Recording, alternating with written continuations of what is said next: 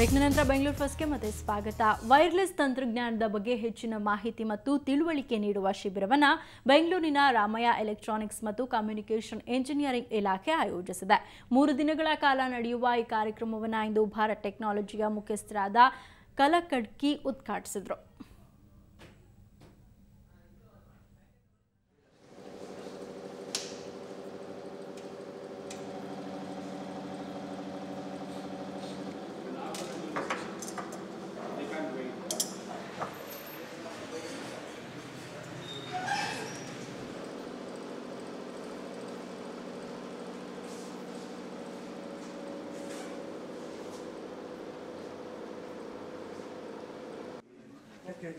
Settle down. See that everything is happening.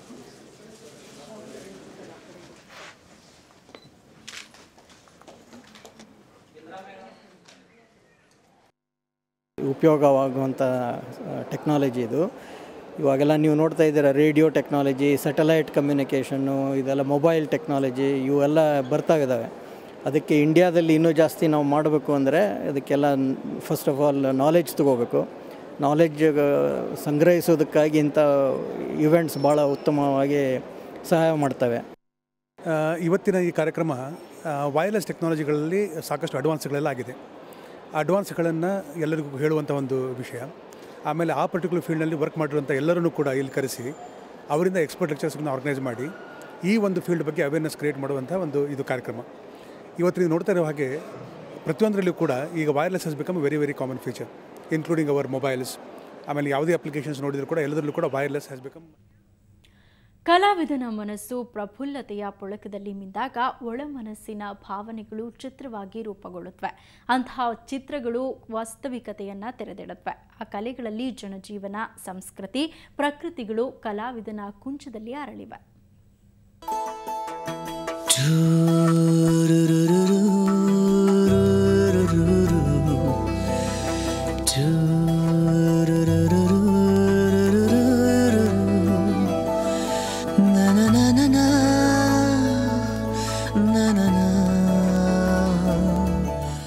ಮಂಜಿನ ಹನಿಗಳ ಮಧ್ಯೆ ಕಂಗೊಳಿಸುತ್ತಿರುವ ಹಚ್ಚ ಹಸುರಿನ ಕಾನನ. ಆ ಕಾನನದ ಮಧ್ಯೆ ಪ್ರಾಣಿ ಪಕ್ಷಿಗಳ ದಂಡು, ಮತ್ತೊಂದೆಡೆ ಹರಿಯುತ್ತಿರುವ ಜಲಧಾರೆ, ಇನ್ನು ಮುಂಜಾವಿನ ತಂಪಿನಲ್ಲಿ ಹಕ್ಕಿಗಳ ಕಲರವ, ಹಳ್ಳಿಯ ಸೊಗಡು.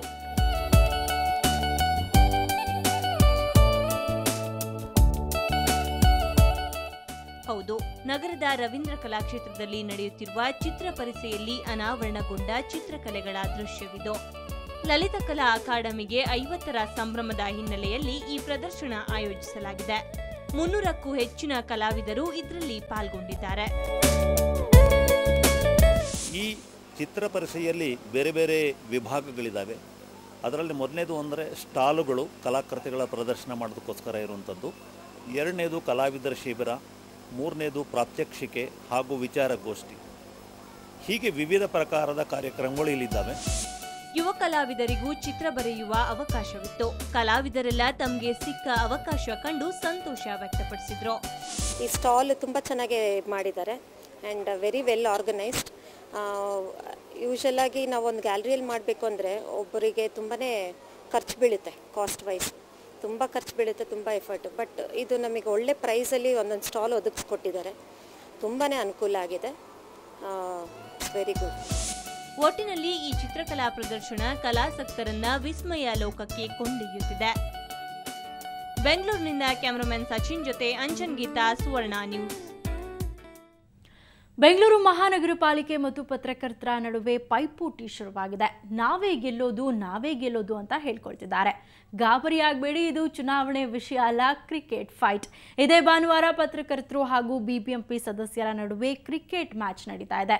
ಇದಕ್ಕೆ ಸಿಕ್ಕಾಪಟ್ಟೆ ತಯಾರಿ ಕೂಡ ನಡೀತಾ ಇದೆ. ಹಾಗಾದ್ರೆ ತಯಾರಿ ಯಾವ ರೀತಿ ಇದೆ ಅಂತ ನೋಡ್ತಾ ಇರ್ತೀನಿ. ಬೆಂಗಳೂರು ಫಸ್ಟ್ ಅನ್ನು ಮುಗಿಸ್ತಾ ಇದ್ದೀನಿ. ನೇರ ದಿಟ್ಟ ನಿರಂತರ ಸುದ್ದಿಗಾಗಿ ನೋಡ್ತಾ ಇರಿ ಸುವರ್ಣ ನ್ಯೂಸ್.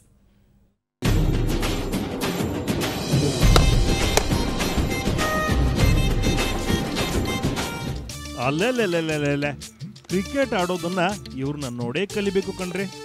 ಬಾಲ್ ಬರೋದೇ ಒಂದ್ ಕಡೆ ಆದ್ರೆ ಈ ಕಾರ್ಪೊರೇಟರ್ಗಳು ಬ್ಯಾಟ್ ಬೀಸೋದೇ ಮತ್ತೊಂದ್ ಕಡೆ. ಅದ್ರಾಗೂ ಮೇಯರ್ ವೆಂಕಟೇಶ್ ಮೂರ್ತಿ ಸಾಹೇಬ್ರ ಬ್ಯಾಟಿಂಗ್ ಬೊಂಬಾಟ್ಕಂಡ್ರಿ.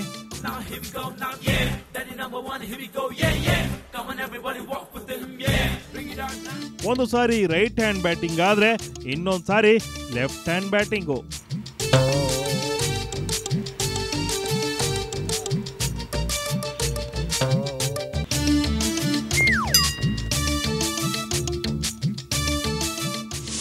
ಕ್ರಿಕೆಟ್ ಬಗ್ಗೆ ಗೊತ್ತಿತ್ತು, ನಾವು ಹೆಚ್ಚಾಗಿ ಏನು ಆಟ ಆಡ್ತಾ ಇರಲಿಲ್ಲ.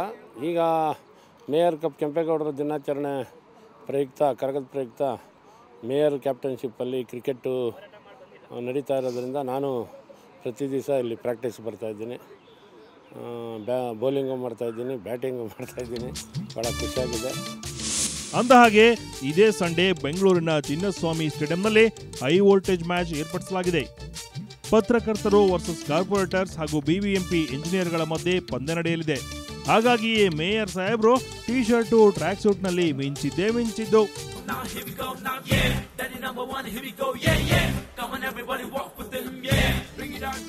ಕೆಂಪೇಗೌಡ ಜಯಂತಿ ಮತ್ತು ಕರಗದ ಮಹೋತ್ಸವ ಹಿನ್ನೆಲೆಯಲ್ಲಿ ಪ್ರತಿ ವರ್ಷದಂತೆ ಈ ಬಾರಿ ಬಿಬಿಎಂಪಿ ಕ್ರಿಕೆಟ್ ಮ್ಯಾಚ್ ಆಯೋಜಿಸಿದೆ.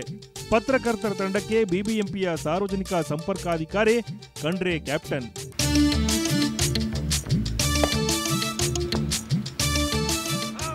ಕಳೆದ 3 ವರ್ಷಗಳಿಂದ ಭಾಳ ಒಂದು ಇಂಟೆನ್ಸಿವ್ ಆಗಿ ಭಾಳ ಆಸಕ್ತಿಯಿಂದ ಇದನ್ನು ಕ್ರಿಕೆಟ್ ಮ್ಯಾಚನ್ನು ಪ್ರಾಕ್ಟೀಸ್ ಮಾಡ್ತಾಯಿದ್ವಿ.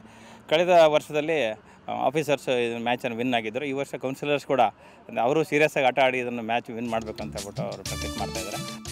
ಒಟ್ಟಾರೆ 2.5 ಕೋಟಿ ವೆಚ್ಚದಲ್ಲಿ ಆಚರಿಸಲ್ಪಡುವ ಕೆಂಪೇಗೌಡ ಜಯಂತಿ ಪ್ರಯುಕ್ತ ನಡೆಯುವ ಈ ಮ್ಯಾಚ್ಗೆ 10 ಲಕ್ಷ ಖರ್ಚಾಗಲಿದೆ. ಕಳೆದ ಕೆಲವು ದಿನಗಳಿಂದ ಭರ್ಜರಿ ಅಭ್ಯಾಸದಲ್ಲಿ ತೊಡಗಿದ್ದು ಯಾರಿಗೆ ಕಪ್ಪು ಯಾರಿಗೆ ಚಿಪ್ಪು ಅನ್ನೋದು ಈ ಸಂಡೇ ಗೊತ್ತಾಗಲಿದೆ. ಬೆಂಗಳೂರಿನಿಂದ ಕ್ಯಾಮರಾ ಪರ್ಸನ್ ಕೃಷ್ಣ ಜೊತೆ ಶ್ರೇಯಾ ಶೆಟ್ಟಿ, ಸುವರ್ಣ ನ್ಯೂಸ್.